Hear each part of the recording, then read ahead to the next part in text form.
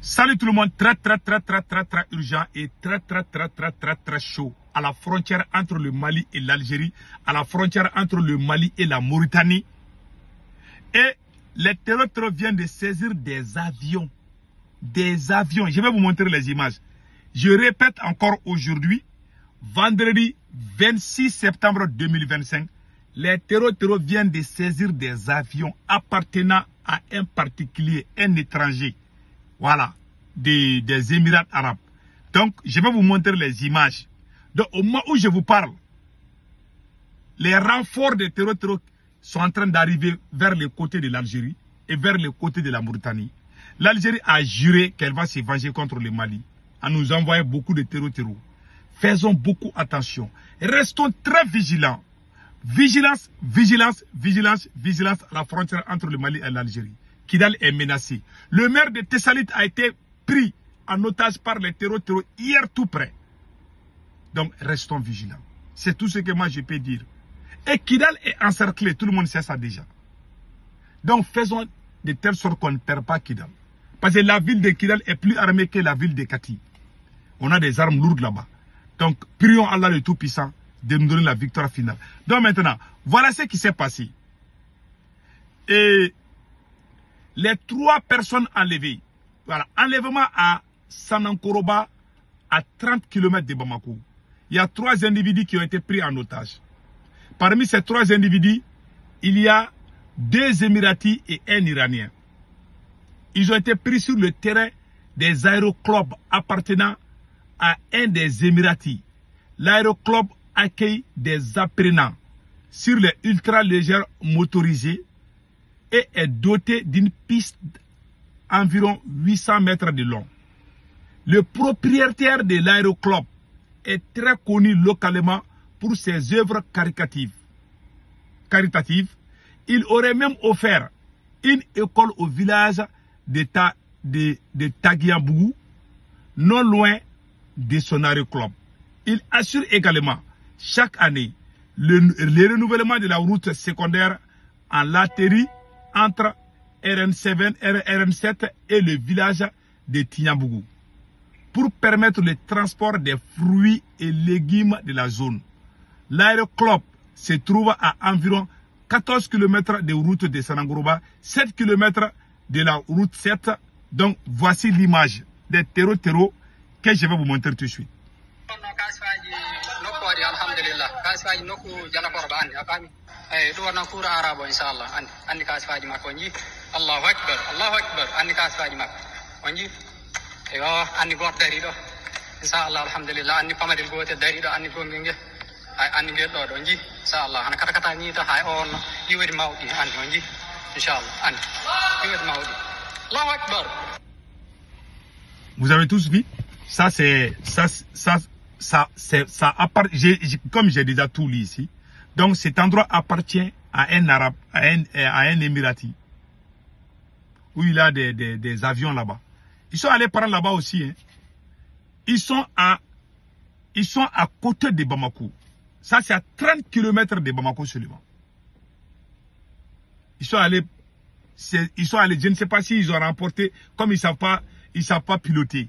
En tout cas, les avions là, vous avez vu comment ils ont filmé les avions là? Donc, ils sont aux alentours de Bamako. Ça, c'est à 30 km, ça, à Sanankoroba, à 30-35 km de Bamako. C'est ce que j'ai appris. Donc, prions Allah le Tout-Puissant de nous donner la force contre les ennemis de la nation. Maintenant, qu'est-ce qui va se passer après? Je vais vous dire quelque chose. 1. Comme ils ont déjà fait ce travail, ils sont en train de recevoir des renforts partout. Ils sont à Montougoula, non loin de l'aéroport de Bamako. Ils sont à Montougoula. Deuxièmement aussi, les terroristes là, ils sont à Baguineda. Ils sont à Sanankoroba. Donc, ils sont en train d'occuper tous les alentours de Bamako.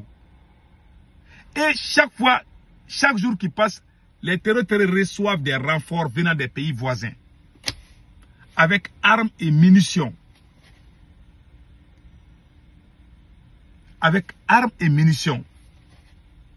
Donc, ils quittent plusieurs endroits. L'objectif est très simple. Ils veulent somaliser le Mali, le Burkina et le Niger. Voilà pourquoi.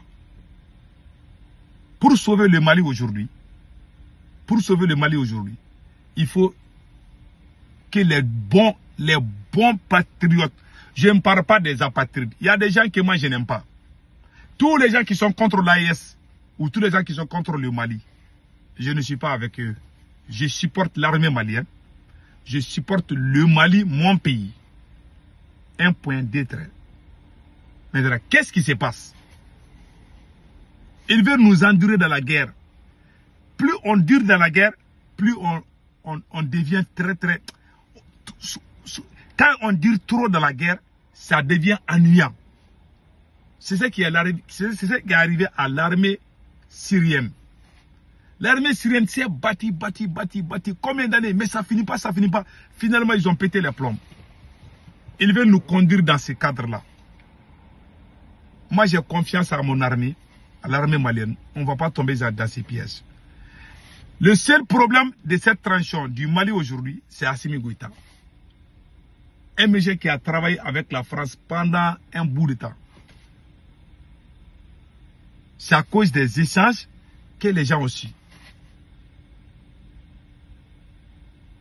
Parce qu'il y a eu des mésententes. C'est à cause de ça. S'il n'y a pas ça, ils allaient continuer à travailler. Et puis c'est la France même qui a décidé d'arrêter de travailler avec eux. Donc ils ont répondu. Comme pour eux, c'est la réciprocité. Donc c'est ce qui s'est passé. Maintenant, qu'est-ce que les pays de l'AES doivent faire? C'est d'être vigilants. Faire beaucoup de recrutement. Malheureusement, avec Assimi Goïta, c'est impossible. Avec Assimi Goïta à la tête du Mali, rien ne bougera. Je le dis haut et fort. Tant qu'Assimi Goïta est président du Mali, rien ne bougera. Ce monsieur est un traître. Il a trahi capitaine Ibé Traoré. Il a trahi le général Tchani. Il travaille avec la France. Je n'aime pas quelqu'un qui trahit. Il a toujours trahi dans sa vie. Il va mourir traître. Il est né traître, il va mourir traître. Je vous dis, il ne changera pas.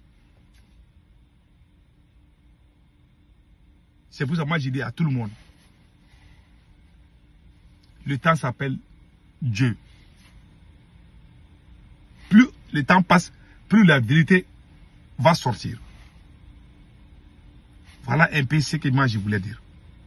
Écoutons le capitaine Ibrahim Traoré.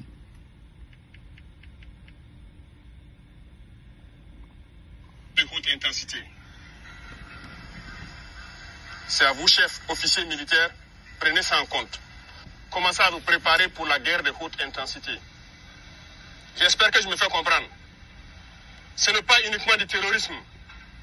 Ouvrez l'œil. C'est beaucoup plus que ça. C'est une guerre de décolonisation. Et vous avez dû entendre ces derniers jours certains généraux ailleurs qui ont fait comprendre que s'il faille qu'ils viennent avec leurs armées nous recoloniser, il faut qu'ils viennent. Eh bien, préparez-vous à la guerre de haute intensité. Soit ils viendront eux-mêmes, soit ils passeront par leurs valets locaux qui sont ici pour essayer de troubler notre quiétude. Donc, quiconque, je dis bien quiconque, que ce soit le terrorisme ou toute autre armée qui doit venir troubler notre quiétude, nous devons nous préparer à les accueillir sur de long terme et intensement.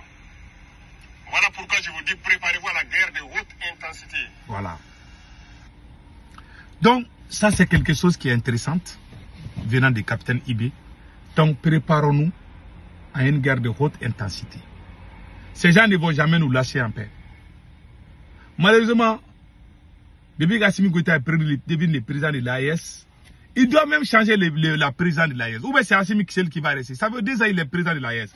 Il faut que ça soit une plate tournante. Ou bien c'est un mandat combien d'années? Bon, je ne sais pas. Voilà. Donc, vous avez vu, ils ont enlevé le maire de Tessalit vers Kidal. Et Kidal est encerclé au moment où je vous parle. Kidal est sous embargo. Que Dieu protège le peuple malien. C'est tout ce que moi je voulais vous dire aujourd'hui. Passez un excellent week-end.